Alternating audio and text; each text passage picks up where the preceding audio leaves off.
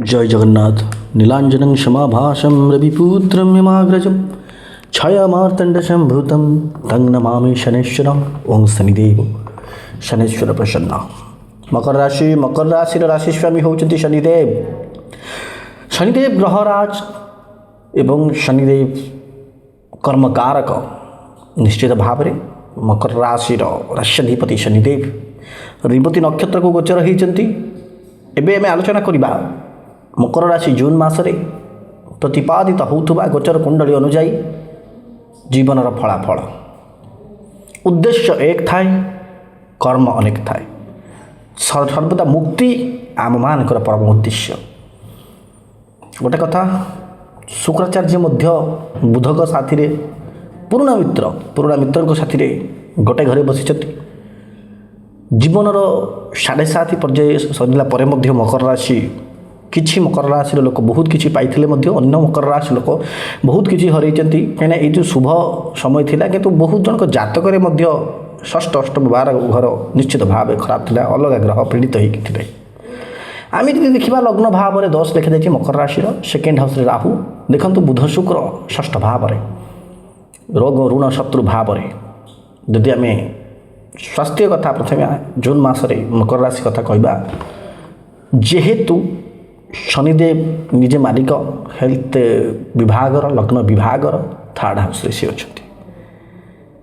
आपण जो डरी जाऊे आपंकर स्वास्थ्य खराब जिनस को लेकिन से डरटा आपंकर कमिज पराक्रम भाव में शनिदेव बसिले किंतु यूरिन जनित किंबा यूरिनारी रिलेटेड गुप्तांग रिलेटेड आपणकर हाड़ प्रॉब्लम दांत प्रॉब्लम यही सब छोट मोट प्रॉब्लम निश्चित भाव देखा जाउछि। जदि आपणकर आगुरी सब अच्छी ट्रिगर करें आपणकर यही समय सेकेंड हाउस अर्थ धन संचयर भाव परिवार भाव एवं खाद्यर भाव लोक संपर्कर भाव मध्य कह अर्थ आपणकर निश्चित भाव करियर रे उन्नति आर्थिक उन्नति आपण मानक गोटे नुआ रेवती नक्षत्र जेहेतु शनिदेव अंतर्गत ए अच्छा शनिदेव कर्म आपण को साहस देव जी अत्यधिक कर्म करुव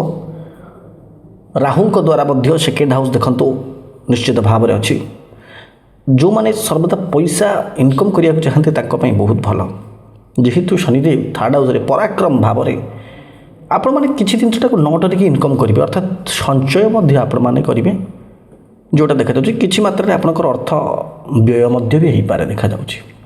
गोटे कथा देखते आप राहु और चंद्रमा राहु आपण मन को भ्रष्ट करती चंद्रमा आपण को मन कारक ग्रह चंद्रमा सबुति मन ठीक रहा कि गोटे कथा देखो जो पैसा भाव में राहु बसी निश्चित भाव में आपण मानक अजथा खर्च करने को से मुंड लगे कि आपण मैंने से जिनटा को निश्चित भाव कमेबे। आम जब परिवार कथा से कह मंगल अच्छा निज राशि मध्य मंगल अच्छा उच्च अवस्थार अच्छा एवं बृहस्पति गोटे आप देखिए आशीर्वाद जनित दृष्टि आपण मानकर कर्म घर को पड़ुछि परिवार घर को मध्य निश्चित भाव में आपण मैंने देखु मंगल जो चतुर्थ भाव में बसी आपणकर परिवार कि आपणकर पिला छुआ जदि गाड़ी जोर चलुची एक्सीडेंट हमार जोग अच्छी किंतु कर्म क्षेत्र में बहुत बढ़िया अच्छी आपण संतान क्षेत्र अत्यधिक भल न शनिदेव जो तांकर सेठी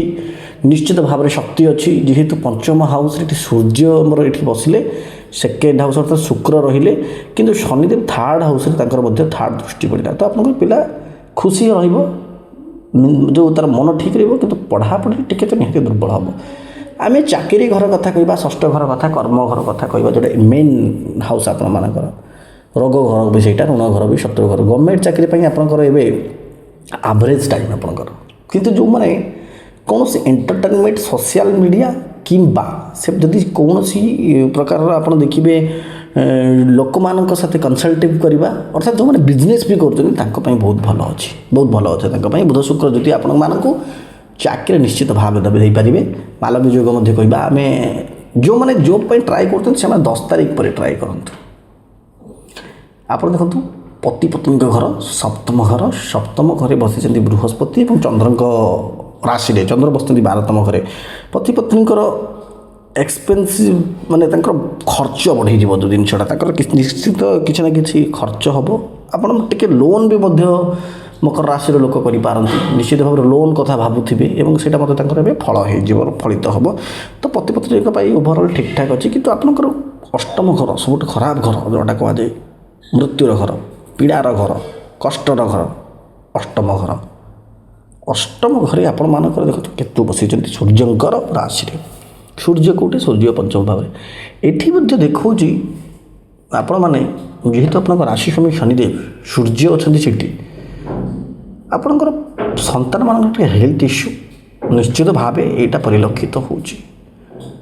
ଯେହେତୁ ଶନିଦେବଙ୍କ ଦୃଷ୍ଟି ମଧ୍ୟ ସେଇଠି ଅଛି, ଶନିଦେବଙ୍କ ଦୃଷ୍ଟି ଟିକେ ଖରାପ, କିନ୍ତୁ ଶନିଦେବ ଯେଉଁଠି ବସନ୍ତି ଷ୍ଟ୍ରଙ୍ଗ। ତ ଏଇ ଜିନିଷଟା ଟିକେ ଆମେ ଜଗିବା। ଏବଂ କ୍ୟାରିୟର କଥା ଯଦି ଆମେ କହିବା, ଯେଉଁଟା ଆପଣଙ୍କର ସମ୍ପୂର୍ଣ୍ଣ କେଉଁ କର୍ମ କରିବେ କର୍ମର ଭାବ 10th ହାଉସ୍ ଆପଣଙ୍କର ନିଶ୍ଚିତ ଭାବରେ ଜୁନ୍ ମାସରେ ଆପଣମାନଙ୍କୁ ହେଲ୍ପ ଦେବ। କେମିତିକା ହେଲ୍ପ ଦେବ ଯଦି ଆମେ କହିବା, ଗୋଟେ କଥା ଆପଣ ବୁଝନ୍ତୁ, ବୃହସ୍ପତି ଆପଣଙ୍କର ସପ୍ତମ ଭାବରେ ବସିଲେ, ବୃହସ୍ପତିଙ୍କର ତୃତୀୟ ଦୃଷ୍ଟି ନିଶ୍ଚିତ ଭାବରେ ଆପଣମାନେ ଦେଖନ୍ତୁ 1 2 3 ଯଦି ଆମେ ଗଣିବା ଏମିତି ଆପଣ ଦେଖନ୍ତୁ ଦଶମ ଭାବ କର୍ମ ଭାବରେ ବୃହସ୍ପତିଙ୍କର ଶୁଭ ଦୃଷ୍ଟି ରହିଲା। ବୃହସ୍ପତି ଚନ୍ଦ୍ରଙ୍କ ଘରେ 1 2 3 4 5 6 7 ଅର୍ଥାତ୍ ଲଗ୍ନ ଭାବକୁ ଦୃଷ୍ଟି ରହିଲା। ତ ଗୋଟେ ପ୍ରକାର ଦେଖିବା ଆପଣମାନେ ଆପଣଙ୍କର ଯେଉଁମାନେ ବିଜନେସ୍ କରୁଛନ୍ତି ତାଙ୍କର ବହୁତ ବଢ଼ିଆ। ଆଉ ଯଦି ପାର୍ଟନରସିପ୍ ସ୍ୱାମୀ ସ୍ତ୍ରୀ ମିଶିକି କିଛି କରୁଛନ୍ତି ବହୁତ ବଢ଼ିଆ।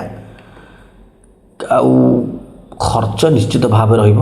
ମନର ଇଚ୍ଛା ମଧ୍ୟ ଆପଣଙ୍କ ପରିବାର ପାଇଁ ବି ବାପା ମାଆଙ୍କ ପାଇଁ ବି ଗୋଟେ ପ୍ରକାର ବହୁତ ବଢ଼ିଆ ଟାଇମ୍ଟା ଇଚ୍ଛା ପୂରଣ ହେବ। କିନ୍ତୁ ଟିକେ ଆପଣଙ୍କ କ୍ୟାରିୟରରେ ଗୋଟେ ଜିନିଷ ଆପଣ ଦେଖିବେ, ଆପଣ କିଛି ପୁରୁଣା ଜିନିଷକୁ ନେଇକି ଚିନ୍ତାରେ ରହିବେ। ଏଇ ଜିନିଷଟା ଏବେ ଜଣାପଡ଼ୁଛି।